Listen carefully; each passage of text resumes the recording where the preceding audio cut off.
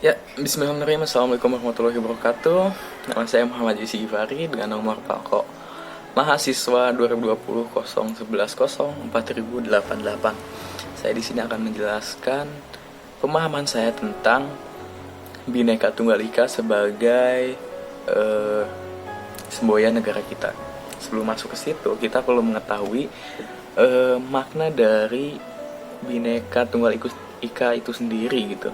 Secara etimologi atau secara bahasa, asal usul bahasa, kata Bhinneka Tunggal Ika berasal dari bahasa Jawa kuno yang sudah dipisahkan menjadi Bhinneka, Tunggal, dan Ika. Bhinneka memiliki arti beragam atau beraneka, Tunggal memiliki arti satu, dan Ika itu artinya itu. Secara harfiah jika diartikan Bhinneka Tunggal Ika itu menjadi beraneka satu itu. Maknanya bisa dikatakan bahwa beraneka ragam tetapi masih satu jua. Semboyan ini diambil dari kitab atau Kakawin Sutasoma karangan Empu Tantular yang hidup pada masa kerajaan Majapahit sekitar abad ke-14 Masehi. Hal ini menunjukkan persatuan dan kesatuan yang terjadi di wilayah Indonesia dengan keberagaman penduduk Indonesia yang terdiri dari bermacam-macam suku, bahasa daerah, ras, budaya, agama, dan kepercayaan, lantas tidak membuat Indonesia menjadi terpecah belah. Melalui semboyan ini, Indonesia bisa dipersatukan dan semua keberagaman tersebut menjadi satu bagian dari Negara Kesatuan Republik Indonesia atau NKRI. Nah, masuk ke sejarah Bhinneka Tunggal Ika. Seperti yang dikatakan oleh Bung Karno, jangan sekali-sekali merupakan sejarah atau jas merah. Nah, sebelum semboyan yang dijadikan semboyan resmi negara Indonesia sangat panjang, yaitu Bhinneka Tunggal Ika, Tanhana, dan Dharma Margawa. Jadi itu semboyan sebelum Bhinneka Tunggal Ika. Semboyan Bhinneka Tunggal Ika dikenal untuk pertama kalinya pada masa Majapahit era kepemimpinan Wisnu Dharma. Perumusan semboyan Bhinneka Tunggal Ika ini dilakukan oleh Empu Tantular dalam kitab Sutasoma. Perumuan semboyan ini pada dasarnya merupakan pernyataan kreatif dalam usaha mengatasi keanekaragaman, kepercayaan, dan keagamaan. Hal itu dilakukan sehubungan untuk usaha bina negara kerajaan Majapahit saat itu. Nah, semboyan negara Indonesia ini telah memberikan nilai-nilai inspiratif terhadap sistem pemerintahan pada masa kemerdekaan. Bhinneka Tunggal Ika pun telah menumbuhkan semangat persatuan dan kesatuan Negara Kesatuan Republik Indonesia. Dalam kitab Sutasoma, definisi Bhinneka Tunggal Ika lebih ditekankan pada perbedaan dalam hal kepercayaan dan keanekaragaman agama yang ada di dalam kalangan masyarakat Majapahit pada masa itu.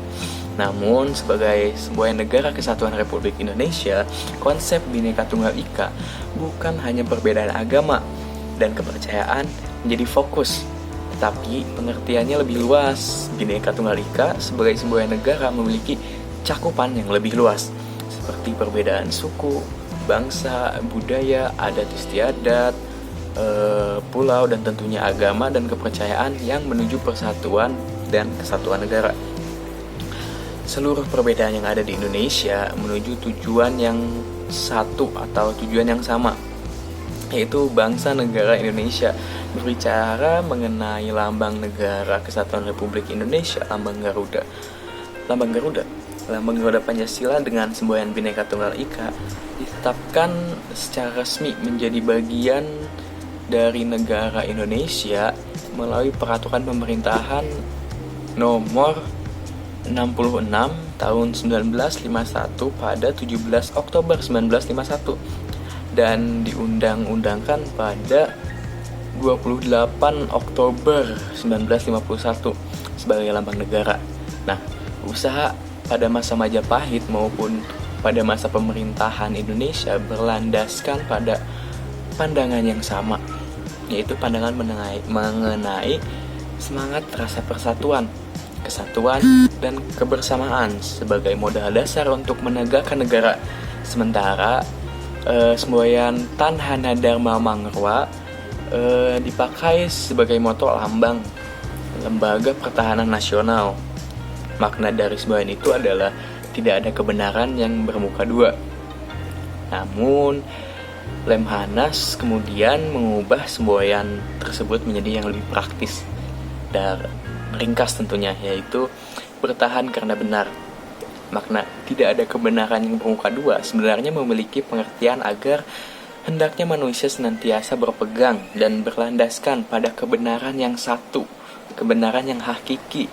Semboyan Bhinneka Tunggal Ika Tanhana Dharma Mangruwa adalah ungkapan yang memaknai kebenaran aneka unsur kepercayaan pada Majapahit. Tidak hanya Siwa dan Buddha, tetapi sejumlah aliran yang sejak awal telah terlebih dahulu sebagian besar anggota masyarakat Majapahit yang memiliki sifat majemuk.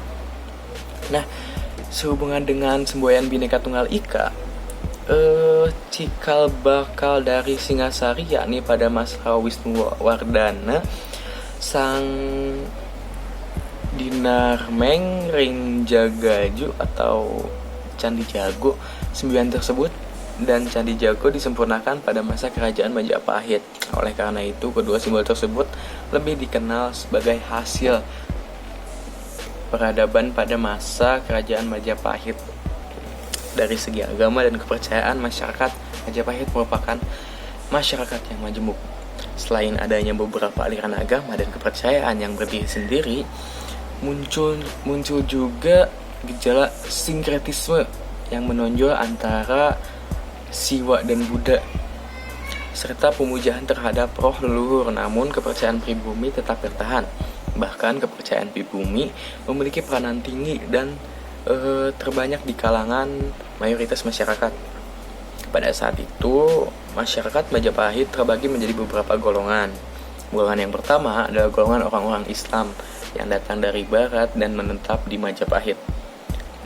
Kedua, golongan orang-orang yang dari Cina yang mayoritas berasal dari Kanton, Changzhou, dan Fukien yang kemudian bermukim di daerah Majapahit. Namun banyak dari mereka masuk agama Islam dan ikut menyiarkan agama Islam.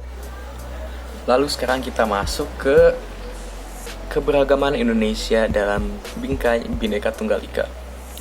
Segala sesuatu yang ada di dunia tidaklah tunggal, karena yang tunggal hanyalah Allah yang Maha Kuasa. Tepat kiranya pendiri agama menggunakan semboyan Bhinneka Tunggal Ika dalam upaya mempertahankan persatuan dan kesatuan bangsa Indonesia. Luas dan besarnya wilayah Indonesia berpengaruh terhadap banyaknya keberagaman yang dimiliki oleh bangsa Indonesia itu sendiri. Keberagaman masyarakat Indonesia memiliki dampak positif sekaligus dampak negatif pada diri sendiri, masyarakat, bangsa, dan negara. Dampak positif memberikan manfaat bagi perkembangan dan kemajuan, sedangkan dampak negatif mengakibatkan ketidakharmonisan, bahkan kehancuran bangsa dan negara. Bagi bangsa Indonesia, keberagaman suku bangsa, budaya, agama, ras, dan antar golongan merupakan kekayaan bangsa yang sangat berharga. Berikut ini mari kita lihat salah satu contoh keberagaman budaya yang bermanfaat bagi bangsa dan negara. Meskipun berbeda-beda suku bangsa, adat istiadat, ras, dan agama, kita tetap bersatu dalam perjuangan mengisi kemerdekaan untuk mewujudkan cita-cita negara. Negara yang merdeka tentunya, bersatu, berlawat, adil, dan makmur. Keberagaman bukan merupakan unsur perpecahan, namun justru yang menciptakan kesatuan bangsa. Kesatuan adalah upaya untuk mempersatukan perbedaan suku, adat, istiadat, ras, dan agama untuk menjadi satu, yaitu bangsa Indonesia. Salah satu kejayaan Indonesia adalah memiliki kebudayaan tarian daerah yang beraneka ragam. Tuhan menciptakan manusia dengan berbeda-beda, bukan saling untuk pemusuhan, melainkan untuk saling mengenal dan bersaudara, untuk saling mengenal. Hal tersebut sesuai dengan semboyan negara kita, Bhinneka Tunggal Ika. Jadi arti penting keberagaman bagi Indonesia, arti penting keberagaman bagi bangsa Indonesia adalah yang pertama, keberagaman menjadi identitas negara. Ya, ketika ditanyakan negara kepulauan terbesar di Indonesia, tentu kita langsung terpikirkan bahwa jawabannya yaitu negara kita se-Indonesia. Adanya ribuan pulau di Indonesia merupakan alasan munculnya beragam pengertian budaya dari tiap-tiap daerah tertentu. Hal ini seperti menjadi ciri khas dari negara kita, sehingga ketika ada yang menanyakan negara mana yang kaya akan kebudayaan, kita sudah tahu dengan pasti jawabannya, Indonesia. Yang kedua, kesadaran keberagaman membentuk masyarakat yang toleran antar sesama. Kemampuan kita datang berkunjung di suatu daerah di Indonesia, tentu kita tidak hanya akan menemukan orang-orang asli daerah tersebut. Ada juga perantau yang akhirnya menetap di daerah itu atau hanya sekedar datang untuk jalan-jalan. Sebagian besar masyarakat Indonesia sudah terbiasa dengan adanya orang luar daerah mereka yang hadir di tengah-tengah mereka tanpa mengucilkan orang tersebut. Perbedaan budaya, suku, ras, dan hal lainnya seakan tidak lagi mempengaruhi kondisi penduduk Indonesia karena kita sama-sama warga negara Indonesia. Kita bisa merasakan rasa toleransi yang tinggi antara masyarakat Indonesia, terutama di kota-kota besar. Dan yang ketiga, keberagaman budaya menjadi daya tarik bagi wisatawan. Setiap daerah tentunya memiliki budaya masing-masing dan tentunya berbeda-beda. Bahkan di suatu daerah kita bisa temukan kelompok-kelompok yang menggunakan bahasa-bahasa yang benar-benar berbeda dengan latar belakang sejarah yang berbeda. Dan biasanya setiap budaya memiliki peninggalan bersejarahnya masing-masing. Tentu peninggalan bersejarah ini akan sangat baik bagi daerah tersebut untuk dijadikan objek wisata seperti museum, monumen, dan tempat wisata lainnya. Sadar atau tidak, wisatawan yang berkunjung ke Indonesia bukan semata-mata hanya karena kekayaan alamnya yang begitu indah dan luas, tapi juga karena Indonesia kaya akan budaya yang tidak mungkin kita temukan di tempat-tempat lain, di negara-negara lain. Wisatawan asing begitu takjub dengan beragam kebudayaan yang ada di negara kita yang begitu kental. Sebut saja Bali, Jogja, Toraja. Setiap tahunnya ada jutaan turis asing yang memilih tempat-tempat ini untuk dijadikan tujuan, bukan hanya untuk berwisata tapi juga untuk menambah pengetahuan. Ya, dan yang terakhir, melestarikan budaya dan adat istiadat. Indonesia kaya akan berbagai macam budaya dan adat istiadat, terbentang dari Sabang sampai Merauke. Kebudayaan adat adalah aset bangsa yang harus dijaga kelestariannya di tengah gemburan budaya asing melalui globalisasi, westernisasi, dan lain-lain. Maka dari itu kita sebagai generasi milenial, generasi muda harus senantiasa melestarikan budaya, adat istiadat kita, dan lain-lain. Sehingga kita, bangsa Indonesia, tidak kehilangan nilai plus sebagai warga negara Indonesia asli gitu. Mungkin cukup sekian. Apabila ada kurangnya mohon dimaafkan dan lebihnya mohon dimanfaatkan. Syukron ala husni ihtimamikum.